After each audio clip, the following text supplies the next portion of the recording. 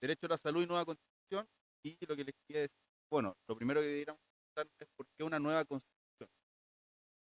Entonces, eh, para responder esa pregunta, se han planteado distintas posibles respuestas, básicamente lo que es matizar quizás las tres más comunes, ¿tá? Y las tres más que ver primero con que la actual constitución es de origen, segundo, con el tipo de constitución que tenemos, es decir, qué es lo que esta constitución en particular protege y busca establecer al interior de nuestra. Y tercero, con algo que se ha denominado que esta constitución no permite el desarrollo de una política que sea diferente a la que la constitución establece. Quizás también esa es una de las principales respuestas de por qué se genera esta desafección tan grande actualmente en nuestro país. Entonces, quizás como paréntesis, antes de entrar a las posibles respuestas del por qué una nueva constitución, como paréntesis, debiéramos primero reflexionar que en general no todas las crisis políticas, sociales, económicas, tan a lo largo de la historia y que tienen los países, implican una ruptura constituyente o una ruptura con. Es decir, no todas las respuestas a las políticas tienen que ver con un cambio en la constitución.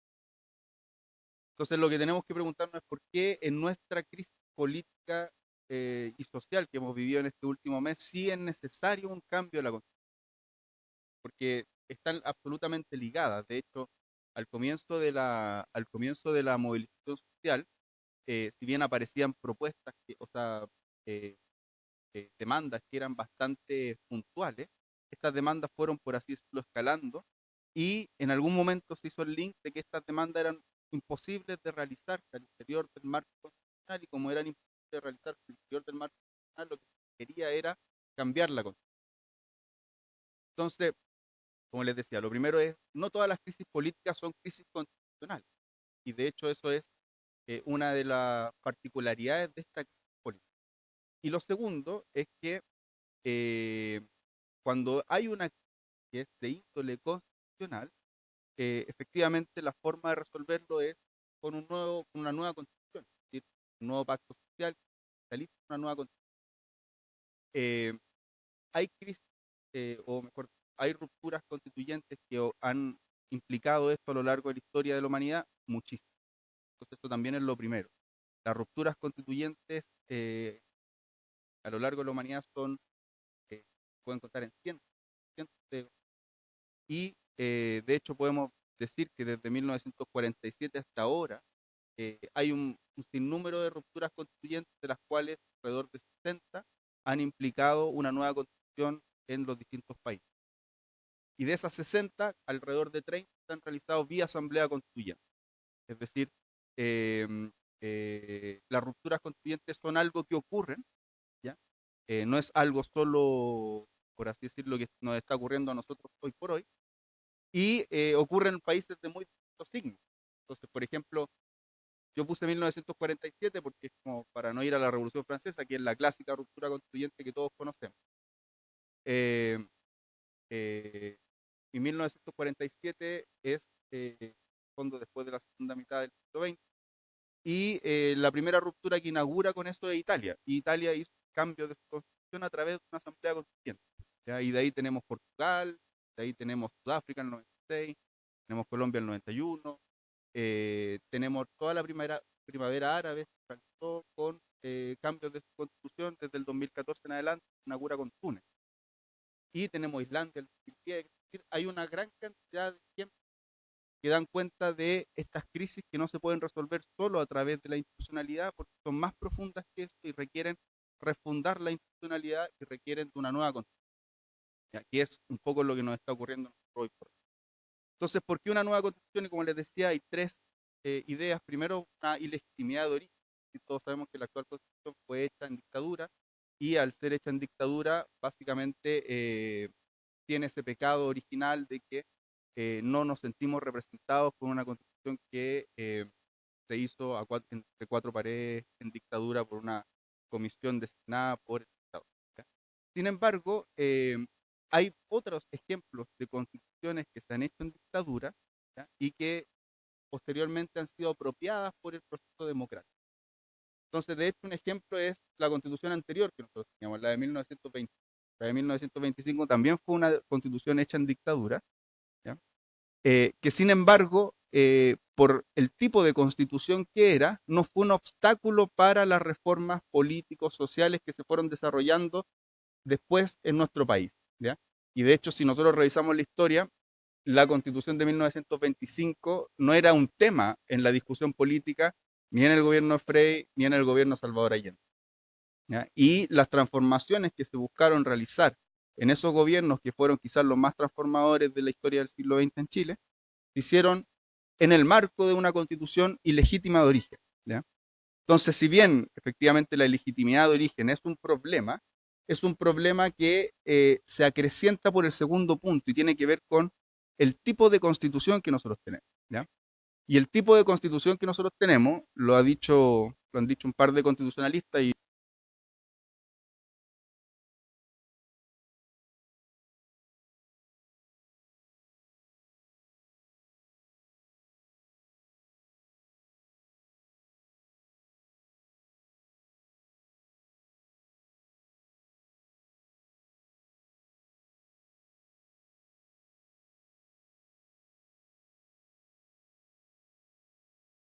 las clasificaciones clásicas que hay de las constituciones dirían es una constitución ideológica, ¿ya? Es una constitución que permite, eh, primero que todo, que tiene valores, principios y protege ciertos derechos basados en una ideología determinada, y esa ideología determinada es la del neoliberalismo, ¿ya? Y segundo, estructura su sistema institucional con el objeto de que cualquier política se desarrolle en el marco de esa concepción ideológica, ¿ya? Y eso hace, de una u otra manera, que la crisis que tengamos sea una crisis constitucional, porque en el fondo las demandas sociales chocan con esa concepción de la constitución, ¿ya? Entonces aquí para poner algunos ejemplos. Eh, si nosotros quisiéramos hoy por hoy modificar el sistema de salud y establecer, no, eso lo voy a decir después, ejemplo.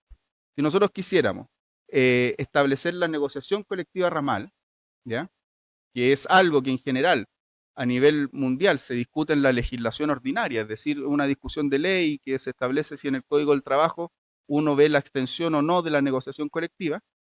Sin embargo, si nosotros quisiéramos colectiva más allá de la empresa, chocamos con la Constitución. ¿Y por qué chocamos con la Constitución? Porque la Constitución se ha entendido que en el artículo 19, número 16, que es donde se establece el derecho a la negociación colectiva, solo permite la negociación colectiva al interior de la empresa.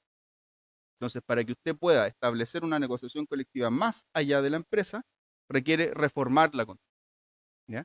¿Por qué les doy este ejemplo? Porque es una de las demandas que ha sistematizado la Mesa de Unidad Social como una de las demandas del actual movimiento político, social que existe, ¿ya?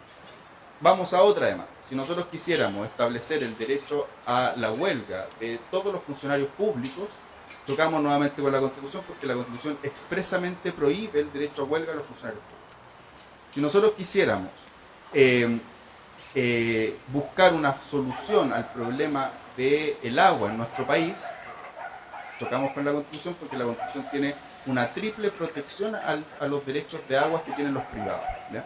Las protege como derecho de propiedad, luego el artículo 19, número 24, en su inciso final, protege el derecho de aprovechamiento de agua y además tiene una protección de que los derechos no pueden ser afectados en su esencia en el artículo 19, número 26. Entonces, si quisiéramos legislativamente establecer algún tipo de solución con respecto a los derechos de agua que están actualmente entregados a los particulares y reformar profundamente el Código de Agua, nuevamente chocamos con la Constitución. Es decir, cuestiones profundas que se quieran hacer chocan con la Constitución. Y esto no es algo nuevo, por así decirlo, sino que desde el año 2006 en adelante se han intentado ciertas reformas que permanentemente han chocado con la Constitución y con el sistema institucional que tiene nuestra Constitución para volver todo a la Constitución. Entonces, desde el 2006, por ejemplo, se buscó hacer una reforma del Código del Trabajo. Se aprobó, de hecho, en el Congreso una reforma del Código del Trabajo que trataba de establecer la negociación colectiva más allá de la empresa en algo que se denominaba las negociaciones colectivas interempresas, principalmente por un problema que había, porque empezaron a surgir la industria del retail, había empezado a surgir la industria del retail, entonces al interior de un mismo establecimiento había muchas razones jurídicas, y al haber muchas razones jurídicas no permitía el desarrollo de una efectiva negociación colectiva. Entonces se hizo una reforma del Código del Trabajo que buscaba que en el mismo establecimiento, a pesar de que hubiera múltiples razones jurídicas, se pudiera hacer una sola negociación colectiva. Bueno, esa reforma fue declarada inconstitucional por el Tribunal Constitucional el año 2006. Luego tenemos muchos ejemplos más recientes. La reforma del Código del Trabajo, que buscaba establecer la titularidad del sindicato en la negociación colectiva, también fue declarada inconstitucional por el Tribunal Constitucional. La reforma que buscaba avanzar en ciertos aspectos de inclusión en materia escolar también fue declarada en algunos aspectos inconstitucional. La reforma que se planteó al Servicio Nacional del Consumidor con el objeto de que el Servicio Nacional del Consumidor tuviera más facultades, tuviera más posibilidades de sancionar a las empresas, de investigar algunos hechos con respecto a abusos de las empresas, fue declarada inconstitucional principalmente porque todas esas facultades se entendieron que atentaban contra la libertad de empresa y la libertad económica establecida como derechos en la Constitución. Bueno, y ustedes que trabajan en el área de salud, políticas públicas incluso han sido declaradas inconstitucionales, como en el año, no recuerdo bien si fue el 2005, 2004, 2005, cuando se buscó entregar la píldora del día después como una política sanitaria y fue declarada inconstitucional esa política pública por el Tribunal Constitucional. Es decir, lo que vemos es una constitución que solo permite, y esto tiene que ver con el tercer punto del por qué un cambio a la constitución, que solo permite un tipo de política, y aquella política que se realice más allá de los marcos que la constitución establece de lo posible es neutralizada o es declarada inconstitucional. Entonces, hace que sea bien complejo el desarrollo de una política que pueda dar respuestas a las demandas ciudadanas. Ahí sí. Hace bien complejo que políticas que traten de dar respuestas a demandas ciudadanas que sean diferentes a lo que establece la Constitución se puedan llevar a cabo, ¿ya? Y eso de una u otra manera también explica la crisis de la política actual, porque la política actual no es capaz de dar respuesta a aquellas demandas que efectivamente la ciudadanía quiere. De hecho, vemos, por ejemplo, que un proyecto como el de tratar de reducir la jornada laboral de 45 a 40 horas es, o se utiliza el argumento de que sería inconstitucional para tratar de frenarlo. Y ahora, bien, no sería inconstitucional en cuanto al fondo, sino que sería inconstitucional en cuanto a la forma que tienen ese tipo de proyectos de poder realizarse. Y esa forma también está establecida en la Constitución, que establece un hiperpresidencialismo, algo que también se encuentra hoy en crisis, ¿ya? Porque de hecho una de las respuestas más desde la ciencia política que se dan para tratar de explicar la crisis en la que nos encontramos es que el hiperpresidencialismo no tiene válvulas de escape. Es decir, en otros lugares, cuando hay este tipo de crisis, bueno, se disuelve el Congreso, se llama elecciones y se trata de todo reconducir a través de los canales institucionales y de las vías institucionales. Sin embargo, cuando tenemos sistemas hiperpresidenciales en los que es imposible que esto ocurra, se generan también estas crisis que no tienen una salida institucional propiamente tal, ¿ya? Entonces, bueno, eso como marco creo que nos dice el por qué efectivamente hoy por hoy es necesaria una nueva constitución y por qué esta demanda del nuevo pacto social se puede realizar solo a través de o se puede cristalizar solo a través de una nueva constitución. Con respecto al derecho a la salud y la nueva constitución ya un poquito más en específico. El derecho a la salud está consagrado actualmente en nuestra constitución principalmente como un derecho de elección de sistemas de salud, ¿ya?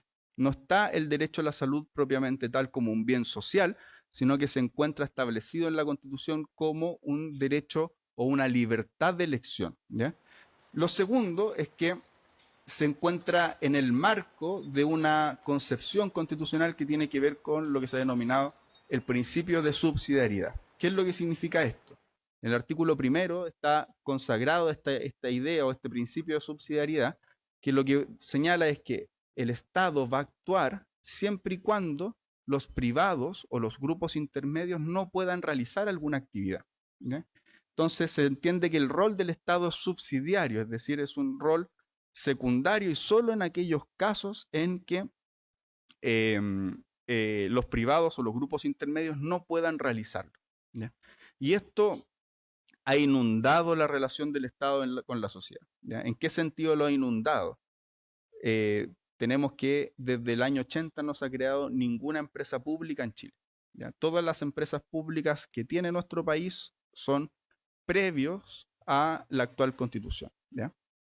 Y cualquier política pública que busque entregar bienes y servicios que son de los que entregan los privados ha sido declarada inconstitucional. Y aquí hay dos ejemplos que son interesantes. Uno es las farmacias populares. Todos ustedes lo conocen, ¿ya? Las farmacias populares se pudo realizar a través de nuestro marco institucional porque en la ley de atención primaria a la salud, las municipalidades tienen una facultad por ahí que está media perdida en un articulado que les permite entregar medicamentos a la ciudadanía, ¿ya? Directamente. Entonces, como le permite entregar medicamentos a la ciudadanía directamente, pudieron desarrollar las farmacias populares, ¿ya? Entonces, el otro día, por ejemplo, estaba en Cerro Navia, Cerro Navia iba a inaugurar una farmacia popular, estábamos en un conversatorio parecido a este, y el alcalde decía, bueno, vamos a inaugurar una farmacia donde un medicamento que antes dijo el nombre del medicamento, pero yo la verdad no se los podría repetir. Entonces, un medicamento que antes le costaba a cualquier persona en una farmacia 15.000 pesos, ahora les va a costar en la farmacia popular 2.500 pesos, ¿ya? Entonces ahí vemos también las diferencias y cómo políticas de ese tipo podrían haber ayudado a aliviar mucho más una de las demandas sociales, que es básicamente que a la gente sus condiciones de vida no les alcanza para vivir dignamente, ¿ya? Sin embargo, la farmacia popular se pudo llevar adelante, pero otros municipios trataron de hacer cosas parecidas con otros bienes y servicios. Entonces, por ejemplo, el alcalde de Tocopilla quiso hacer el supermercado popular, después de que se hicieron las farmacias populares, que sí. Y la Contraloría le dijo no. O sea, no, esto no da para tanto, la verdad. El Estado solo puede actuar en la economía a través de una empresa pública, rige el principio de subsidiariedad y usted no tiene una ley para poder actuar en la economía. Usted necesita una ley de quórum calificado que la dicte el Congreso, que le permita a usted crear una empresa pública con un objeto determinado, que actúe conforme a las reglas de los privados. Todo eso está en la Constitución y la verdad usted no puede establecer el supermercado popular, ¿ya? O sea, el chicle no se puede estirar tanto. Y eso lo vemos a contrapelo de lo que ocurre a nivel general, o sea, a nivel mundial, por ejemplo, lo que han ido haciendo muchos países, dentro de ellos, Alemania, por ejemplo, es flexibilizar las normas para que sus órganos locales puedan actuar en la economía y crear empresas públicas locales que permitan incluso entregar bienes y servicios más allá de sus respectivos territorios, ¿ya? Y lo mismo hizo Francia hace muy poco, que flexibilizó también las normas para que sus entes locales pudieran crear empresas públicas mixtas, 100% públicas, y con distintos tipos de regímenes, y con el objeto de que puedan entregar bienes y servicios para sus territorios. Bueno, lo que les quería decir es que bajo ese principio se desarrolla el derecho a la salud, ¿ya? Y eso ha tenido obviamente consecuencias muy importantes para el derecho a la salud propiamente tal. ¿Cómo regula el derecho a la salud la Constitución? El artículo 19, número 9, que es donde lo señala expresamente, lo regula primero que todo en términos muy generales como el derecho a la protección de la salud, y quizás lo más interesante son posteriormente el deber que tiene el Estado, ¿ya? Y el derecho que tiene cada una de las personas, que son el inciso cuarto y quinto. Y el deber que tiene el Estado es que exista un sistema público y un sistema privado de salud, ¿ya?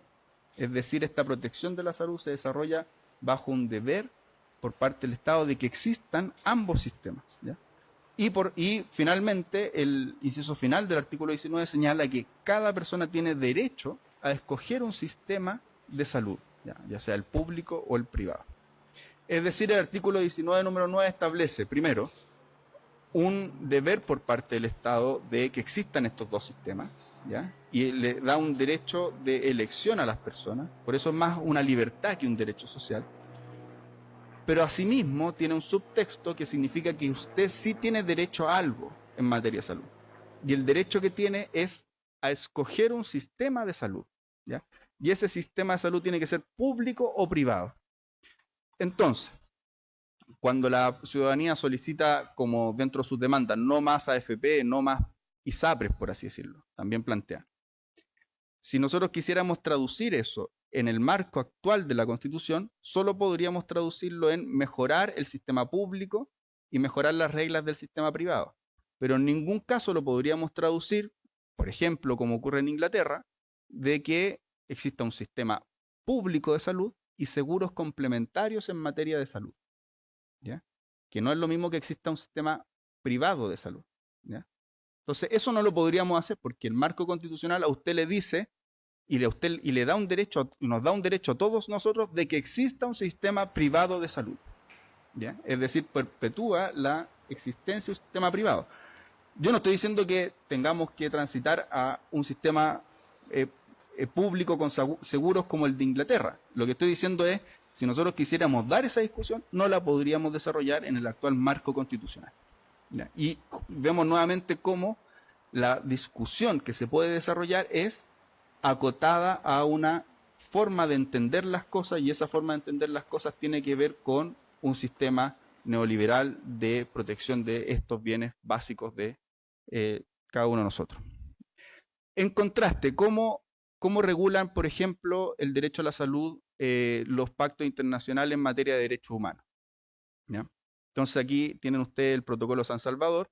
El protocolo San Salvador es un protocolo adicional de la Convención Americana de Derechos Humanos que nuestro país no ha suscrito, o mejor dicho, no ha ratificado, entre otras cosas porque tanto en este derecho, que es el derecho a la salud, como en el derecho a previsión social, tienen una colisión directa con la Constitución, ¿ya?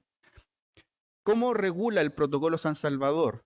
Que es una regulación mínima. Los pactos internacionales en materia de derechos humanos lo que establecen es básicamente una regulación mínima de ciertos derechos que los estados se tienen que hacer parte, o sea, se tienen que hacer cargo en esos contextos, ¿ya? Entonces, lo interesante es que como regulación mínima reconoce que el derecho a la salud, y eso está puesto en el inciso, en el número 2 del artículo 10 del Protocolo San Salvador, que el derecho a la salud es un bien público, ¿ya? Entonces, lo primero, y eso contrasta directamente con nuestra Constitución no se refiere al respecto, ¿ya?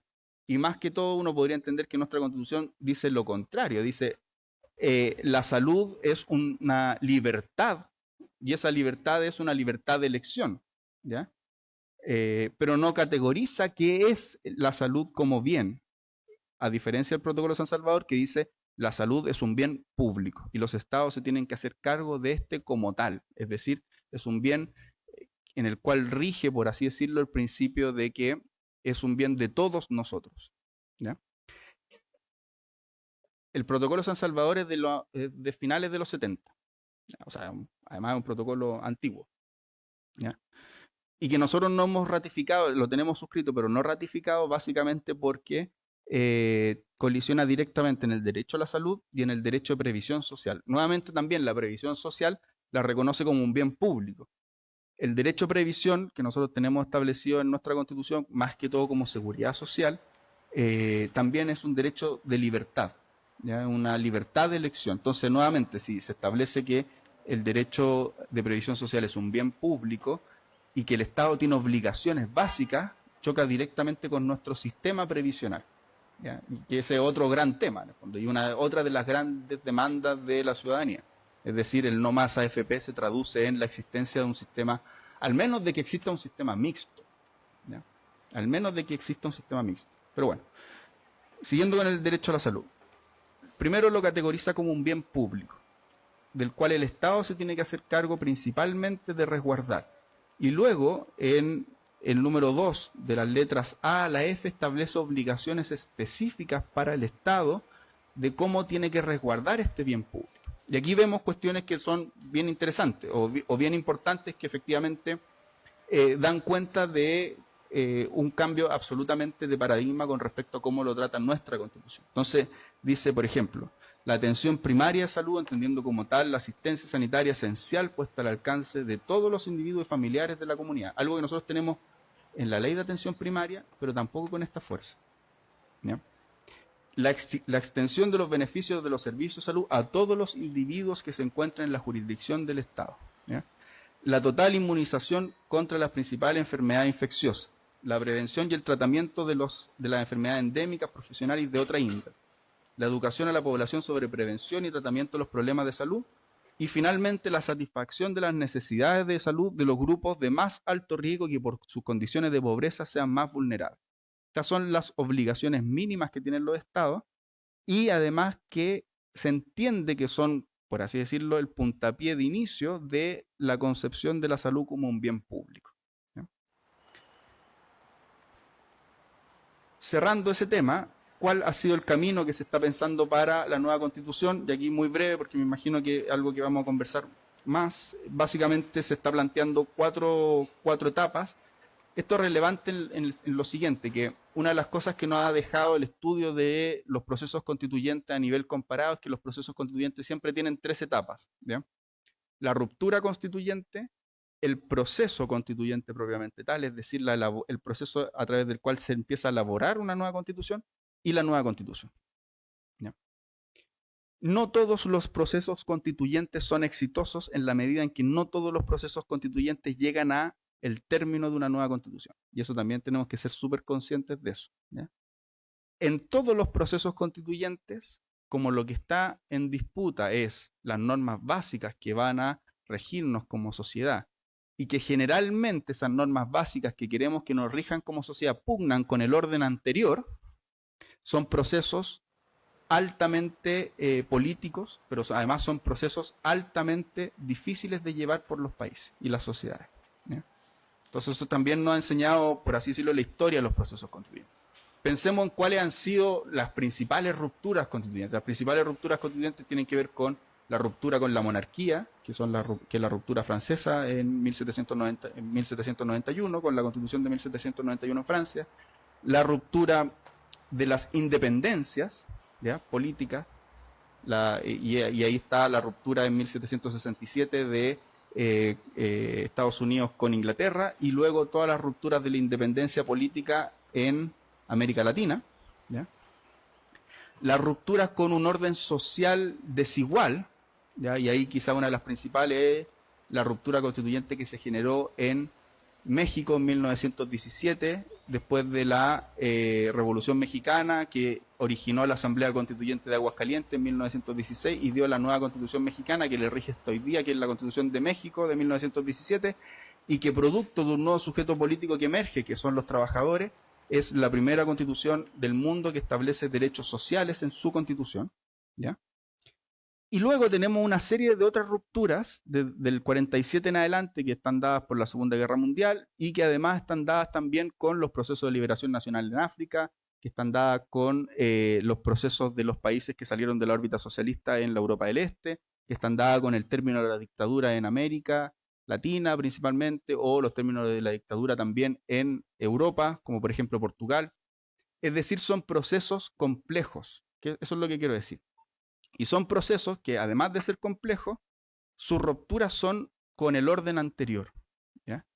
Entonces, ¿qué es lo que quiero decir con esto? Que si se cristaliza lo que está establecido en el acuerdo político que se firmó hace un par de semanas ya, creo que 2 semanas casi, si esto se cristaliza, efectivamente vamos a transitar en un proceso constituyente.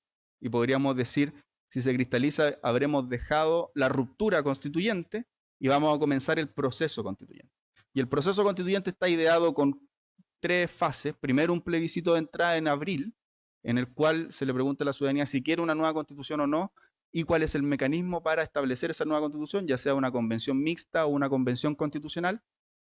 Luego, el proceso de elección de los delegados o asambleístas constituyentes, que sería en octubre, de los y las delegadas y asambleístas constituyentes, que sería en octubre, y la redacción de la nueva constitución y un plebiscito salida, que sería una vez que termine este proceso de redacción de la nueva constitución en la asamblea, ¿ya? Y un plebiscito en el cual se ratifica o no el proyecto que emane de la asamblea. 2 cosas quiero decir con respecto a este proceso. Primero, porque creo que antes de darle las gracias. ¿Por qué creo que una convención constitucional y no una convención mixta? Principalmente creo que la convención constitucional es el mecanismo más idóneo, principalmente por lo siguiente, porque una de las características de esta crisis es que es una crisis institucional también. Hay una desconfianza muy profunda con el actual Congreso Nacional y con los actuales congresistas, y eso implica de que ojalá el proceso de redacción de una nueva constitución sea con personas electas especialmente para ese efecto. ¿Ya? Además, ya en términos quizá un poquito más finos, a los actuales congresistas no los escogimos para, o no votamos por ellos para la redacción de una nueva constitución. Y por ende tampoco conocemos cuáles son sus ideas constitucionales. ¿Ya? A diferencia de que si escogiéramos un 100% a los nuevos asambleístas, a los y las nuevas asambleístas, los cuales tendrían que hacer campaña y presentarse de una elección con sus ideas constitucionales. Y por ende nos permitiría a nosotros votar por las ideas que ellos tuvieran. ¿Ya? Y creo que en ese marco, además con la profundidad de la crisis que tenemos, que la nueva constitución sea redactada por una convención especialmente de personas escogidas para tal efecto, creo que puede ser mucho más sano para el nuevo pacto social que se quiere construir. ¿Ya? Y finalmente, quiero señalar que si la convención constitucional es lo mismo que una asamblea constituyente, ya que otra de las dudas que ha surgido, por así decirlo, ¿ya? Por asamblea constituyente no hay una definición doctrinaria ni normativa, o sea, no hay una definición normativa propiamente tal de qué es lo que se entiende por una asamblea constituyente. ¿Ya? Lo que se entiende por una asamblea constituyente es lo que nosotros hemos podido señalar que ha existido a lo largo de los procesos constituyentes que han existido en la historia de la humanidad. ¿Ya? Y obviamente ese entendimiento ha ido cambiando, porque los procesos constituyentes iniciales, es decir, los de la Revolución Francesa y las revoluciones de la independencia, son procesos constituyentes muy distintos a los que han habido a finales del siglo XX y comienzos del siglo XXI. ¿Por qué son muy distintos? Y solo voy a dar voy a dar solo una característica de la diferencia entre ambos. Los primeros procesos constituyentes no tenían una constitución anterior. O sea, rompieron con un orden monárquico. ¿Ya? Y por ende las asambleas constituyentes francesas y americanas que se realizaron no tenían una constitución con la cual romper, sino que rompían con un orden monárquico absolutamente. ¿Ya? Y a diferencia de los procesos de la segunda mitad del siglo XX y de comienzo del siglo XXI, que efectivamente tenían una constitución anterior. ¿Ya? Ese es como primer ejemplo. O sea, como primer aspecto diferenciador. Y lo segundo es que hemos entendido, de todas maneras, que una asamblea constituyente es, primero, una reunión de personas, es decir, un cuerpo colegiado de personas electas de forma directa por el pueblo para la redacción de una nueva constitución. ¿Ya? Y esto es relevante porque se plantea que la asamblea constituyente sería algo distinto a la convención constitucional. Pero si entendemos que una asamblea constituyente es una reunión de personas, un cuerpo colegiado de personas electas de forma democráticamente, de forma democrática y directa por el pueblo para la redacción de una nueva constitución, lo relevante es la función que cumple y cómo se compone. Y cómo se está ideando la convención constitucional es justamente como un cuerpo colegiado de personas electas de forma democrática y directa por el pueblo, más allá de los mecanismos de elección, que es una cuestión mucho más fina y que podríamos discutir al respecto, pero bueno, más allá de eso es un cuerpo colegiado de personas electas de forma directa y democrática por el pueblo y que va a tener como objeto la redacción de una nueva constitución. En ese sentido, la convención constitucional y la asamblea constituyente, aunque tengan un nombre diferente, serían lo mismo. ¿Ya? Y de hecho, hace poco estaba dando una charla en el barrio Yungay y alguien me dijo, bueno, entonces podríamos ponerle Cagüín constituyente. Bueno, también. Y sería lo mismo que lo que hemos entendido como una asamblea constituyente. Y esto es relevante porque es un tema que en general ha salido bastante y que ha confundido bastante también a la población, y creo que puede ser importante entregar una visión al respecto. Entonces, para finalizar, decirles que creo que son lo mismo y que me parece que es el camino para el desarrollo de una nueva constitución. Así que, muchas gracias.